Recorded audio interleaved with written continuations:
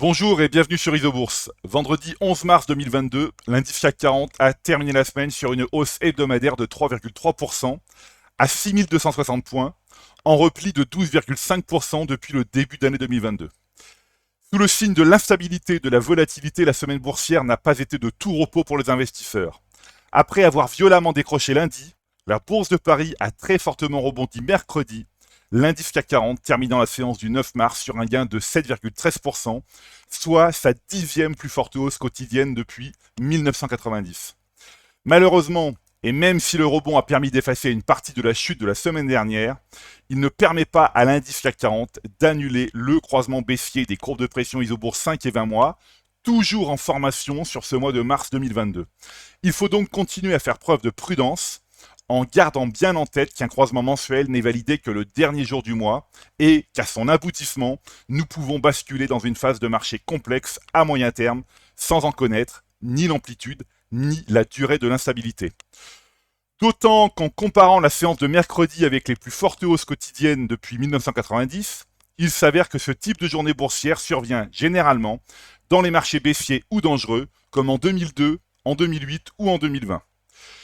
Sur la semaine, nous noterons que les petites valeurs ont plus rebondi que les grandes du CAC 40, à l'image du gain hebdomadaire de quasi 5% de l'indice CAC Small. Mais comme pour le CAC 40, le rebond ne permet pas à l'indice CAC Small, donc le baromètre des small caps françaises, d'annuler le croisement baissier des courbes de pression Isobourse 5 et 20 mois, toujours en formation sur ce mois de mars 2022. D'ailleurs, tous les indices de la Bourse de Paris ont une configuration similaire à moyen terme, notamment un signal de vente mensuel en formation qui, je le répète, sera validé ou invalidé le 31 mars 2022.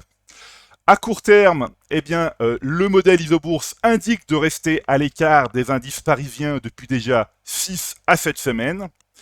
Et enfin, à très court terme, nous constatons qu'à l'exception du CAC Small, le modèle Isobourse indique toujours de rester à l'écart des autres indices.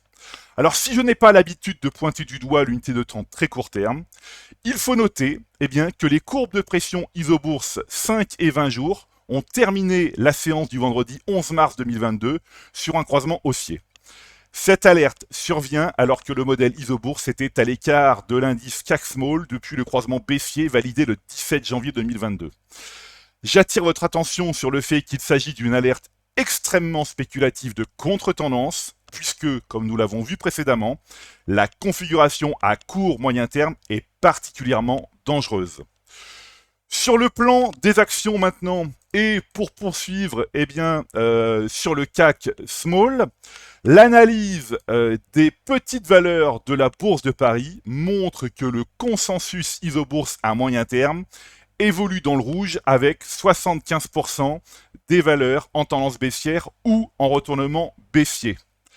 À court terme, on va voir que 85% des valeurs, donc des small caps françaises, sont en tendance baissière ou en retournement baissier. Et enfin maintenant, à très court terme, voilà, donc on va patienter un peu le temps d'avoir le résultat, nous constatons que le consensus Isobourse pourrait s'inverser du rouge au vert, mais, je le répète, il s'agit d'une alerte extrêmement spéculative, puisque, comme nous l'avons vu précédemment, la configuration à court-moyen terme est particulièrement dangereuse. J'insiste à nouveau en précisant que l'une des règles primordiales en bourse est de ne pas aller contre la tendance majeure et qu'il est dangereux de courir après des rebonds techniques contre la tendance dominante. Voilà, écoutez, c'est maintenant à vous de faire le point de vos valeurs en portefeuille avec Isobourse. Je vous donne rendez-vous pour ma prochaine chronique et d'ici là, restez avec nous sur Isobourse.